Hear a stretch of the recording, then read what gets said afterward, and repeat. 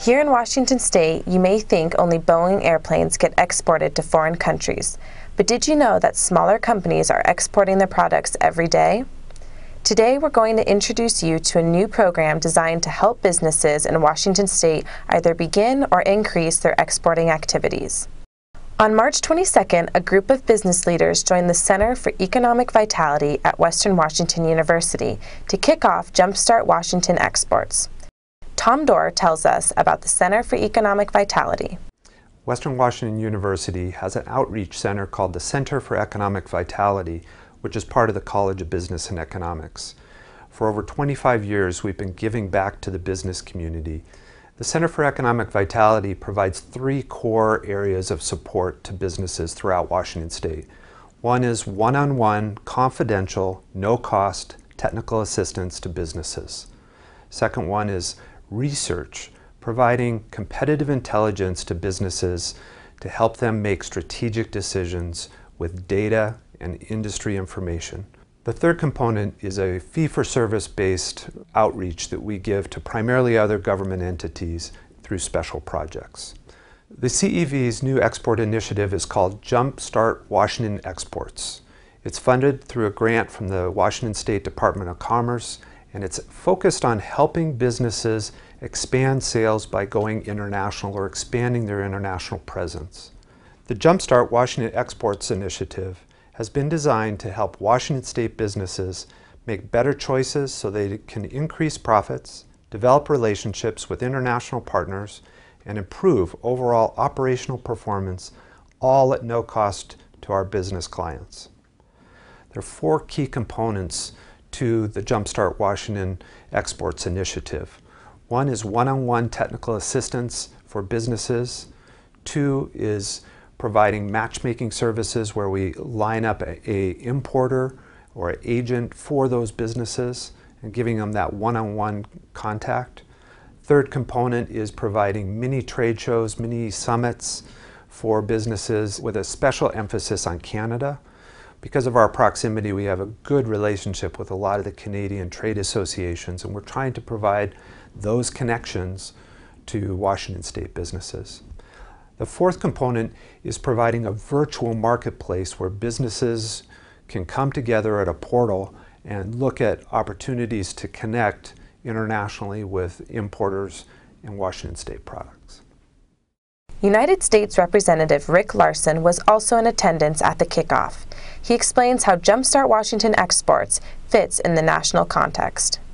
So the National Export Initiative is a proposal that was put forth by President Obama to double the amount of exports in the next 5 years. If we can increase our exports do a better job of creating jobs here in the United States. But in my office, we can help by matching up companies that are already doing some exports to companies that want to do some exports.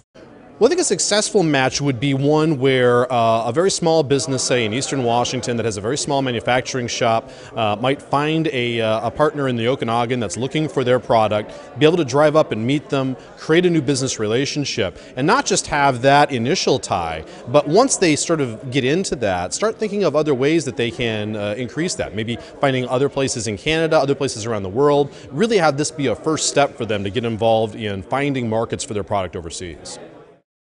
Canada is the state's second largest trading partner. It's the U.S.'s largest trading partner, but China is Washington State's largest export market. Canada's number 2.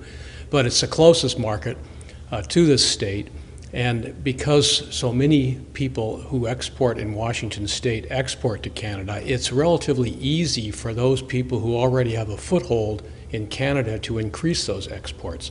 So rather than having to learn a new culture, a new language, or send trade missions abroad to places that we don't have a lot of familiarity with, Canada's a known entity to most Washington exporters. And so there's huge potential there for increasing that trade, and I think it's a market we really need to look at. I mean, 25% of our company is based on export sales, and the majority of our growth plans for the next 5 years tied into export sales. One question many businesses ask before starting to export is, what about the financial risk? The CEV is also working with the Export Finance Assistance Center of Washington to help answer that question. We get involved with Center for Economic Vitality. One, Center for Economic Vitality will help them establish a market and a buyer in Canada or in other countries.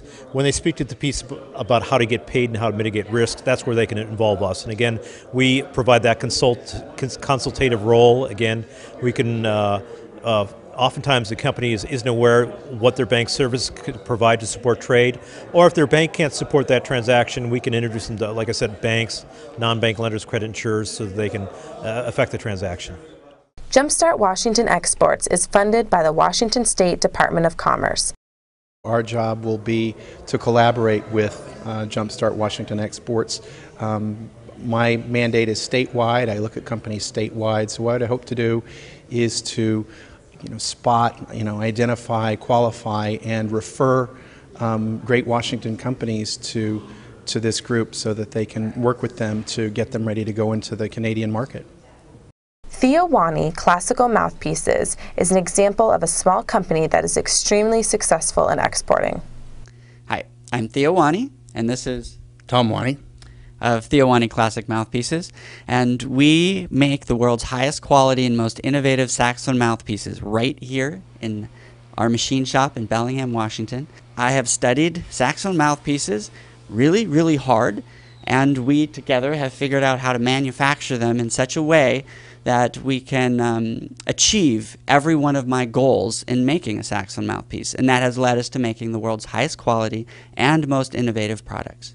Export sales have been a big part of our business. We have grown our sales, including our international sales, over 120% 4 years in a row, and so we are continually looking for new markets and have high expectations of continuing that type of growth. The CEV has helped us a number of ways. We meet regularly, and when we do, we have looked at the risks and opportunities available to us internationally and developed strategies and tactics to continue the growth we've experienced in the past.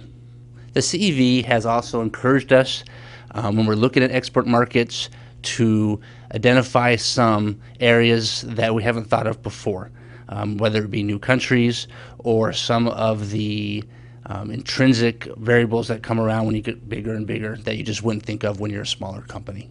So to expand what Tom was saying, at the Center for Economic Vitality, we look at the knowledge gained, such as, from my perspective, what kinds of products the international markets want. It's very different. In Europe, for example, from the Germany trade show we were just at, there's a need and a desire for a very warm-sounding, traditional-sounding mouthpiece. In the United States, we like our rock and roll, and our smooth jazz, we go for a very bright sounding mouthpiece like our Durga, right? So we talk at the CEV at how to best work within those markets, and that's helping us with export. Many businesses are intimidated by exporting, but I have seen firsthand that is simply not the case. We can walk you through the process to build you up, to help you to take advantage of the world of international trade that is out there. Now has never been a better time to export. A combination of the dollar, the world we live in, and the global economy. To me, the question is, can you afford not to think about exporting? The Center for Economic Vitality invites you to call for an appointment. This is Sophia Padbury reporting.